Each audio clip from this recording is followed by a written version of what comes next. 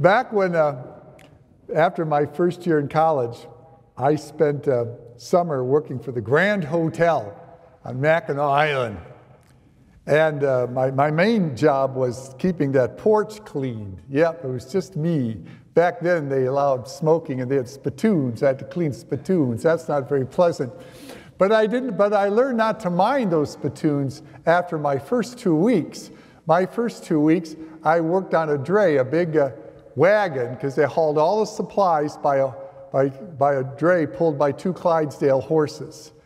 And when you sit up on the front with the Clydesdale horses behinds in front of you like this, I can assure you the smell of a spittoon is not going to be that bad. There you go. But those animals were connected together by what's called a yoke. Now, that, of course, would have been a metal harness. We call it a harness today. But back in Jesus' day, it was made out of wood, and that's how it looked like in Jesus' day. That'd be an old-fashioned yoke, which is still used. I've seen those. It's still in use in Ethiopia and Peru to this day.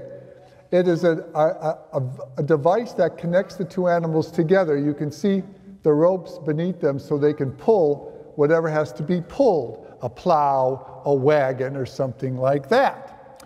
Now, what happens when an animal gets sick or an animal, can't work anymore and they have to replace the animal?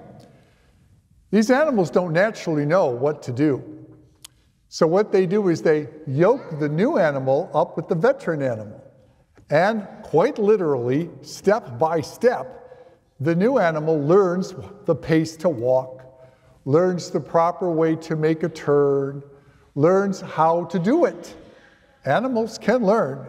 And that is the purpose of yoking the new animal with the old animal, so that the new animal can learn step by step what to do. Jesus uses that example when he says, "Take my yoke upon you and learn from me." Basically, yoke yourself to me, and I will be with you and walk with you every step of your life. Oftentimes, we don't think about the Lord walking with us or being with us. We think about the Lord in our prayers and, of course, when we come to church. But the Lord's there all the other times as well. We never really are alone. Jesus is there, being with us. And I know we often pray to the Lord when we're in trouble, but you can talk to the Lord about anything you wanted to. He doesn't mind. In fact, he rather enjoys it. And in his own way, the more time you spend realizing that Jesus is with you and walking with you during your life, you'll realize that he's there every day to help you in that walk. And he'll be with you every single day until that day when you walk into the heavenly kingdom.